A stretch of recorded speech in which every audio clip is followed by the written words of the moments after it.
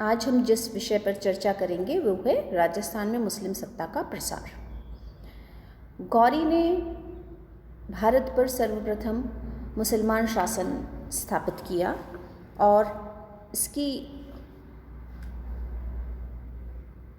भारत में अपने राज्य की स्थापना के दौरान हम देखते हैं कि पृथ्वीराज चौहान के साथ उसका युद्ध हुआ और पृथ्वीराज चौहान को पराजित करके उसने अजमेर का राज्य अपने अधिकार में ले लिया। गौरी ने अपने भारतीय क्षेत्रों के शासन की व्यवस्था अपने योग्य सेनानायक कुतुबुद्दीन ऐबक को सौंप दी थी तथा अजमेर का राज्य पृथ्वीराज चौहान के दुर्बल और अयोग्य पुत्र गोविंदराज को सौंपा गया था। गोविंदराज ने गौरी की अधीनता स्वीकार कर ली थी और यहीं से हम देखते हैं कि राजपूतों का प्रतिरोध जो था वो शुरू हुआ, किंतु पृथ्वीराज के भाई हरिराज ने विद्रोह किया और गोविंदराज से गद्दी हथिया ली। ऐबक ने हरिराज को के विद्रोह का दमन करके अजमेर का सिंहासन जो था वो एक योग्य तुर्क सरदार को सौंप दिया और गोविंदराज को रणथंभौर का दुर्ग दे दिया। इल्तुतमिश के काल में ऐबक के बाद इल्तुतमिश गद्दी पर बैठा और इल्तुतमिश के काल में हम देखते हैं कि उसे बहुत से युद्ध लड़ने पड़े थे अपने आप को एक कुशल अपने राज्य को बचाए रखने के लिए। तो ऐसी स्थिति के अंदर वो राजपूताना के इन क्षेत्रों की तरफ ध्यान नहीं दे पाया। परिणाम स्वरूप जालौर के चौहान उदय सिंह के नेतृत्व में, रणथंभौर के चौहान वल्हण देव के नेतृत्व में तथा चित्तौड़ के चौहान जैत्र सिंह के नेतृत्व में स्वतंत्र हो गए और धीरे धीरे उन्होंने इन राज्यों की इन अपने अपने क्षेत्रों में जहाँ जहाँ वो स्वतंत्र हुए वहाँ शक्ति का निरंतर विस्तार किया। पृथ्वीराज तृतीय के पुत्र गोविंदराज को चौहानों की रणथंभौर शाखा का प्रवर्तक माना जाता है क्योंकि उसे ऐबक द्वारा ये क्षेत्र दिया गया था। गोविंदराज के बाद उसका पुत्र वल्हणदेव शासक बना और वल्हणदेव ने इल्तुतमिश के काल में तक शासन किया। फिर इल्तुतमिश जब गद्दी पर बैठा तो रणथंभौर का शासक वीर नारायण था और उसने प्रतिरोध की नीति अपनाई थी। इल्तुतमिश वीर नारायण को पराजित नहीं कर सका और फिर दोनों के बीच में हम देखते हैं कि संघर्ष हुआ, लेकिन इल्तुतमिश ने छल के द्वारा इस दुर्ग को अपने नियंत्रण में ले लिया। रणथंभौर के दुर्ग में अपने अधिकार में स्थापित कर उसे अपनी एक सैनिक चौकी के रूप में इल्तुतमिश ने स्थापित किया था, किंतु उसकी मृत्यु के बाद पुनः रणथंभौर के ऊपर राजपूतों ने आक्रमण किया और मुसलमान सेना से अपने इस पैतृक राज्य को प्राप्त कर लिया। इल्तुतमिश के बाद कई शासक दिल्ली सल्तनत में आए, रज़िया, अलाउद्दीन मसूद शाह, नसीरुद्दीन महमूद शाह, लेकिन उन सब ने राजस्थान की इन क्षेत्रों की तरफ ज़्यादा ध्यान नहीं दिया क्योंकि वे अपनी ही शक्ति को बनाए रखने में, या ये कहें हम कि अपने आप को गद्दी पर बनाए रखने में की कोशिश में लगे रहे। परिणाम स्वरूप हम देखते हैं कि जब अलाउद्दीन खिलजी गद्दी पर बैठा तब तक रणथंभौर का दुर्ग एक अत्यंत ही शक्तिशाली स्वरूप में अपने आप को स्थापित कर चुका था। जिस समय अलाउद्दीन खिलजी ने अपना ध्यान राजस्थान के इन क्षेत्रों की तरफ केंद्रित किया, उस समय यहाँ राणा हमीरदेव शासन कर रहा था। हमीरदेव के साथ हम अलाउद्दीन खिलजी के संघर्ष की बात करें तो उसके कई कारण रहे। सर्वप्रथम अलाउद्दीन खिलजी का महत्वाकांक्षी होना। अलाउद्दीन खिलजी एक अत्यंत ही महत्वाकांक्षी शासक था और वो अपने साम्राज्य का विस्तार संपूर्ण विश्व में करना चाहता था, किंतु उसके जो सहयोगी थे उन्होंने उसे सलाह दी कि उसे भारत में पहले अपने आप को सुदृढ़ करना चाहिए और फिर विश्व की ओर अपना ध्यान केंद्रित करना चाहिए। इस बात को ध्यान में रखते हुए उसने जब भारत की ओर अपना ध्यान केंद्रित करा तो उसने पाया कि उसके राज्य के नज़दीक रणथंभौर का दुर्ग एक अत्यंत ही शक्तिशाली दुर्ग के रूप में अपने आप को स्थापित किए हुए था, और इस दुर्ग पर जब तक वो अपना अधिकार नहीं स्थापित करता तब तक उसका साम्राज्य विस्तार की जो योजना थी वो क्रियान्वित नहीं की जा सकती थी। दूसरा कारण इन दोनों के बीच में संघर्ष का यदि हम देखें तो वो हमीर द्वारा अलाउद्दीन खिलजी को कर नहीं देना था।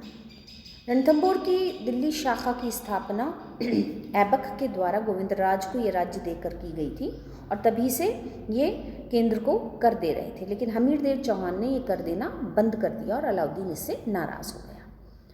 फिर अलाउद्दीन खिलजी रणथंभौर को अपनी सैनिक चौकी देखने का स्वप्न देखने लगा था, चूँकि ये एक बहुत ही महत्वपूर्ण दुर्ग था। यहाँ पर सेना इस क्षेत्र को सैनिक चौकी के रूप में स्थापित करके अलाउद्दीन खिलजी उत्तर भारत और दक्षिण भारत दोनों ही तरफ अपना वर्चस्व बनाए रख सकता था, और इसलिए ये इसे अपने अधिकार में लाकर इसे एक मुसलमान सैनिक चौकी के रूप में स्थापित करना चाहता था। एक अन्य कारण जो इन दोनों के बीच में रहा तनाव का वो था अलाउद्दीन खिलजी द्वारा के विद्रोहियों का, अलाउद्दीन खिलजी के विद्रोहियों को हमीर द्वारा आश्रय प्रदान करना। हमीर ने अलाउद्दीन खिलजी के कई विद्रोहियों को शरण दे रखी थी और इसका परिणाम ये निकला कि हमीरदेव चौहान और अलाउद्दीन खिलजी के बीच में दोनों के बीच में ज़बरदस्त तनाव उत्पन्न हो गया। अलाउद्दीन खिलजी ने हमीर से अपने विद्रोहियों को यानी विद्रोहियों को सौंपने की बात करी, और हमीर द्वारा ऐसा नहीं करने पर दोनों के बीच में तनाव उत्पन्न हुआ।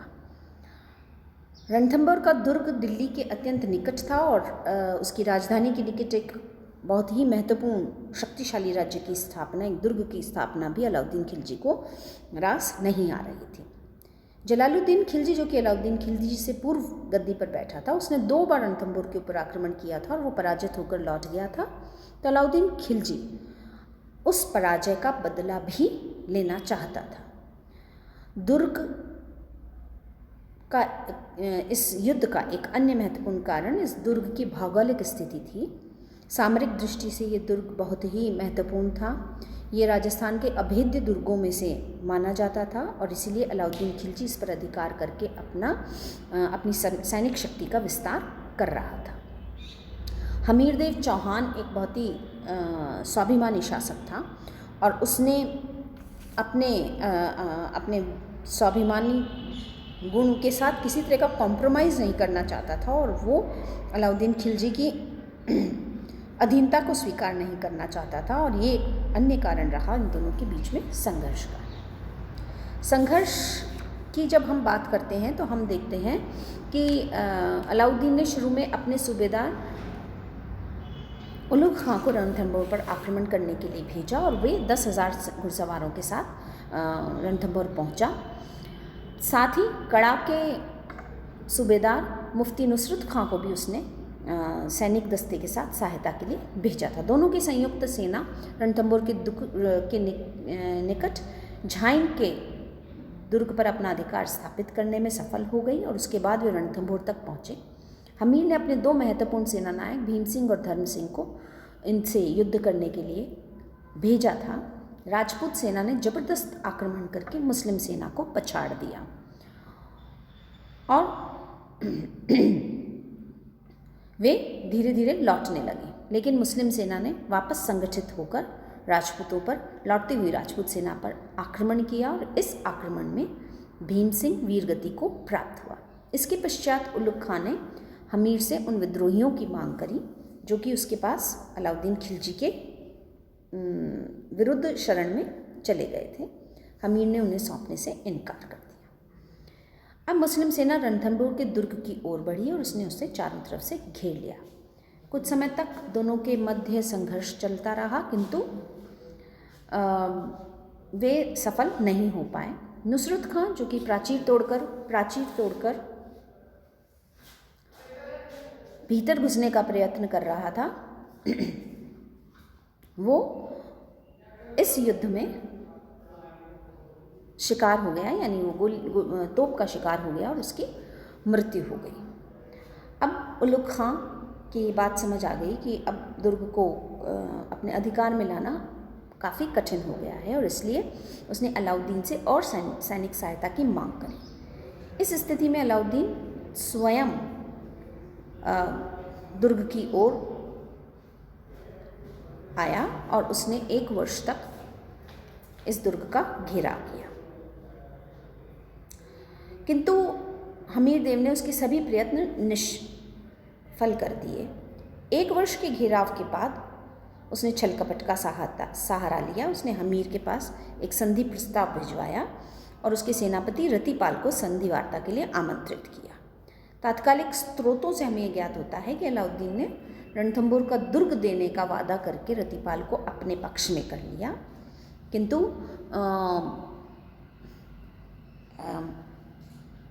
कुछ भारतीय लेखक इस बात को अस्वीकृत भी करते हैं। तो इस विषय को लेकर हम जैसा कि पूर्व में भी देखते आए कि राजस्थान के बहुत सारे इतिहास के स्रोत ऐसे हैं जो हमें स्पष्ट जानकारी नहीं दे रहे हैं। उनमें और जो फारसी स्रोत हैं उनमें आपस में मिलान नहीं होता, तो ऐसे में कुछ आशंकाएं बनी हुई हैं। तो हम देखते हैं कि 1 वर्ष की घेराबंदी से दुर्ग में खाद्य सामग्री का संकट उत्पन्न हो गया और फलतः हमीर देव को दुर्ग से बाहर निकल के युद्ध करना पड़ा। इन दोनों के बीच में बहुत ही ज़बरदस्त युद्ध हुआ। परिणाम स्वरूप हमीर देव चौहान वीरगति को प्राप्त हुआ और रणथंभौर का दुर्ग अलाउद्दीन खिलजी ने अपने अधिकार में ले लिया। हमीर देव की पराजय के कारणों की हम बात करें तो सबसे पहली बात कि अलाउद्दीन खिलजी हमीर देव की तुलना में एक बहुत ही शक्तिशाली शासक था। उसके पास एक विशाल स्थायी सेना थी और उसकी सेना हमीर की सेना से हर स्थिति में श्रेष्ठ थी। दूसरा कारण समकालीन स्रोत ये बताते हैं कि इस काल में हमीर देव अपनी प्रजा में अलोकप्रिय हो गया था और ये एक कारण रहा कि जब अलाउद्दीन ने उसके ऊपर आक्रमण किया तो प्रजा ने शासक का समर्थन नहीं दिया। तीसरे कारण को हम देखें तो हमें समझ आता है कि अपने प्रारंभिक वर्षों में हमीर ने अपनी शक्ति का विस्तार करने के लिए जो अभियान किए थे उससे उसने अपने निकटवर्तीय राजपूत शासकों को अपना शत्रु बना दिया था। तो इस कारण से अन्य राजपूत शासक जब अलाउद्दीन ने उसके ऊपर आक्रमण किया तो उसको समर्थन देने के लिए राज़ी नहीं हुए। हमीर में कूटनीति और दूरदर्शिता का भी अभाव था और अपने लक्ष्य को ध्यान में रखते हुए उसने अपने पड़ोसी राज्यों के साथ किसी प्रकार के कोई मैत्रीपूर्ण संबंध स्थापित नहीं किए, ना ही अलाउद्दीन खिलजी के खिलाफ कोई कूटनीतिक योजना तैयार करी और ये उसके पराजय का एक कारण बनी। युद्ध के दौरान रणथंभौर के दुर्ग को लंबे समय तक अलाउद्दीन ने घेर के रखा था और उसका परिणाम ये निकला कि खाद्य सामग्री जो थी वो दुर्ग के भीतर नहीं पहुंच पाई और ऐसे में दुर्ग से बाहर निकल के युद्ध करना हमीर के लिए आवश्यक हो गया था। अलाउद्दीन खिलजी का ये निश्चय कि वो उस दुर्ग के ऊपर अपना अधिकार स्थापित करेगा, ये भी एक बहुत ही महत्वपूर्ण कारण रहा। अब हम चित्तौड़ पे आक्रमण के विषय में बात करेंगे। अलाउद्दीन खिलजी का दूसरा आक्रमण चित्तौड़ के दुर्ग पर था। चित्तौड़ के दुर्ग पर जो इस समय रतन सिंह शासन कर रहा था और उसका अलाउद्दीन खिलजी के साथ प्रतिरोधात्मक युद्ध हुआ।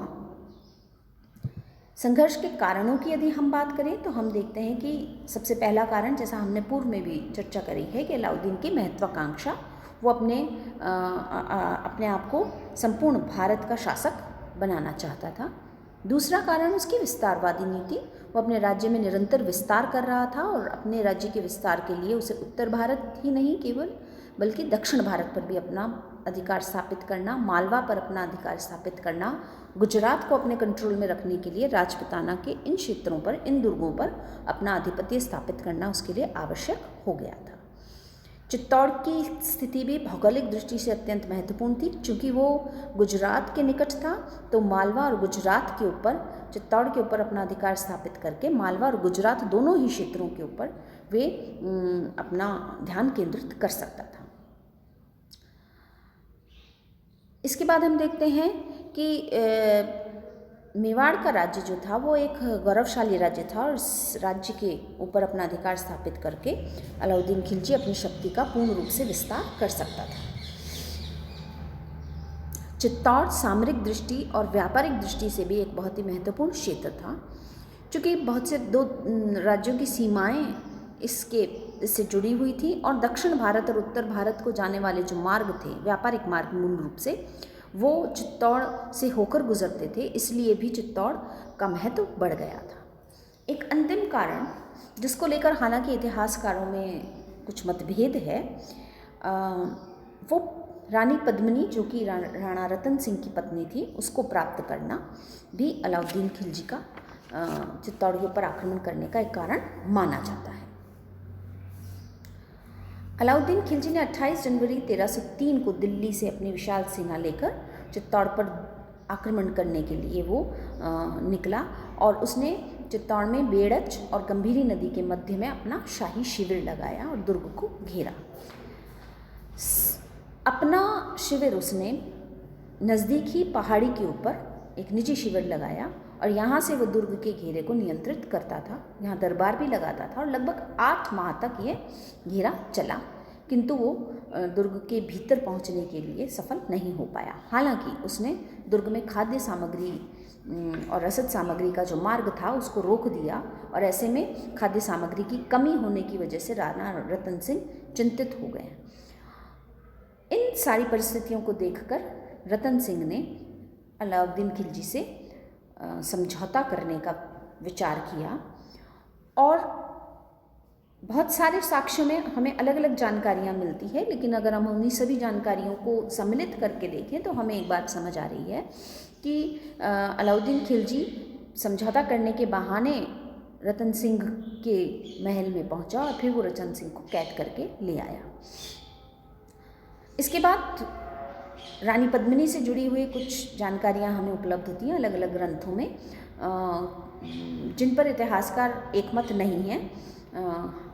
इसको हम थोड़ा सा डिस्कस करें तो हम देखेंगे कि रतन सिंह को छुड़वाने के लिए रानी पद्मिनी के पास ये संदेशा भेजा गया कि यदि वो अलाउद्दीन खिलजी के दरबार में आ जाती है तो रतन सिंह को छोड़ दिया जाएगा। और रानी पद्मिनी ने अपनी एक शर्त रखी कि वो अपनी 1600 दासियों के साथ आएगी। उसे अलाउद्दीन खिलजी ने स्वीकारा, और फिर वो 1600 पालकियों में अपनी दासियों के साथ अलाउद्दीन के शिविर में पहुंची।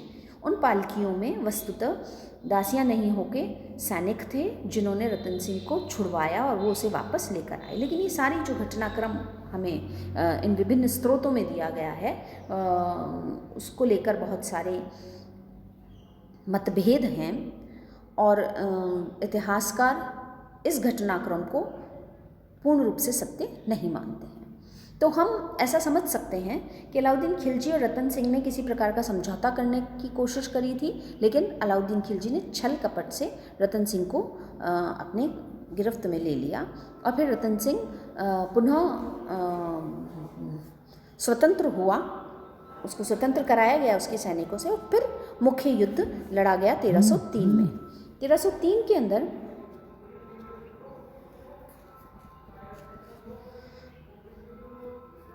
अलाउद्दीन खिलजी ने जो खुले मैदान में युद्ध लड़ा था रतन सिंह के साथ, उस युद्ध के बाद प्रवेश किया। पद्मिनी ने जौहर किया, रतन सिंह वीरगति को प्राप्त हुआ, और अलाउद्दीन ने चित्तौड़ का नाम बदलकर खिजराबाद रखा। इसके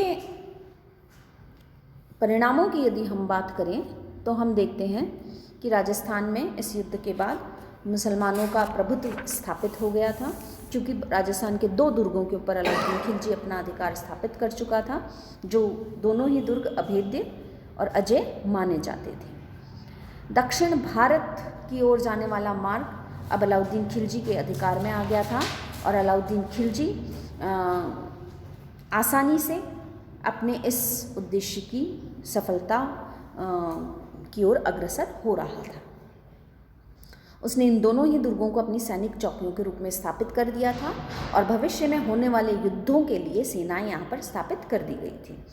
दिल्ली सल्तनत की सुरक्षा के लिए, चूँकि ये दोनों सैनिक चौकियाँ बन गई थी, तो दिल्ली सल्तनत की सुरक्षा भी इन दुर्गों से उसे प्राप्त हो रही थी। यहाँ पर सदा ही सैनिक उपलब्ध हो रहे थे।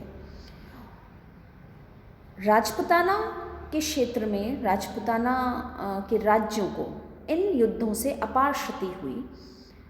राज्य में जो मार्ग थे, उन मार्गों में सैनिकों ने आम जनता को लूटा, खेतों को नुकसान पहुंचाया और इस तरीके से हम देखते हैं कि राजपूत वर्ग जो था उसे अपार जन और धन दोनों की ही हानि हुई। कला तथा धर्म की भी क्षति हुई।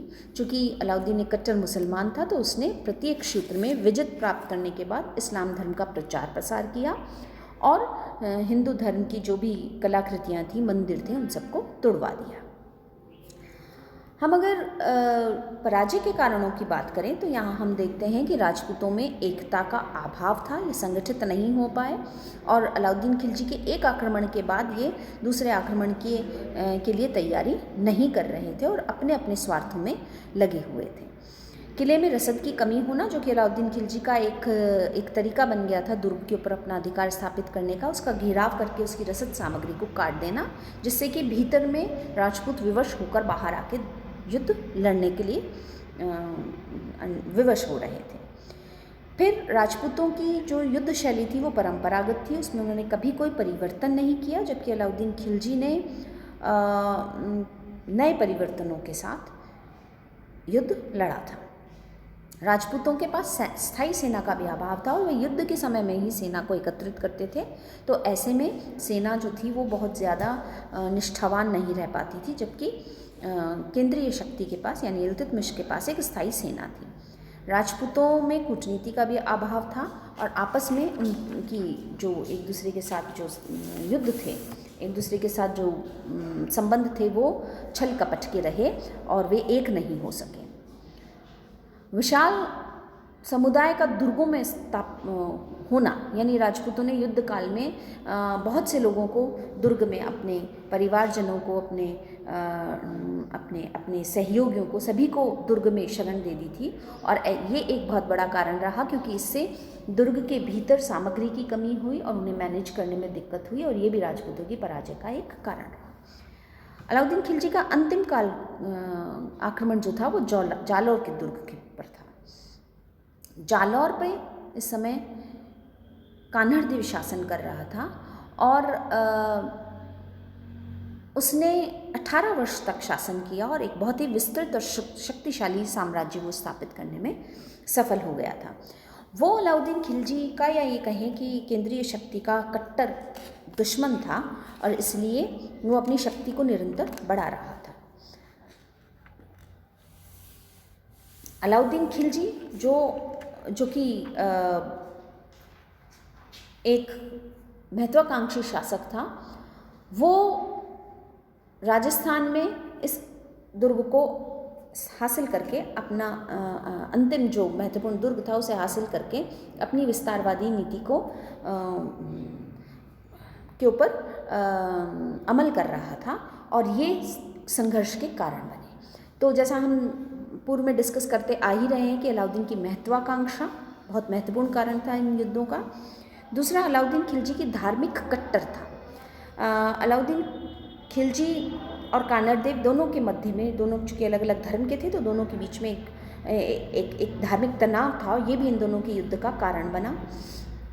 सोनगढ़ का दुर्ग जो था वो काफ़ी सुदृढ़ था और अलाउद्दीन के जालौर पर आक्रमण करने का एक कारण ये भी था, जो कि जालौर में स्थित था और वो दुर्ग प्राप्त करना अलाउद्दीन खिलजी का मुख्य उद्देश्य हो गया था।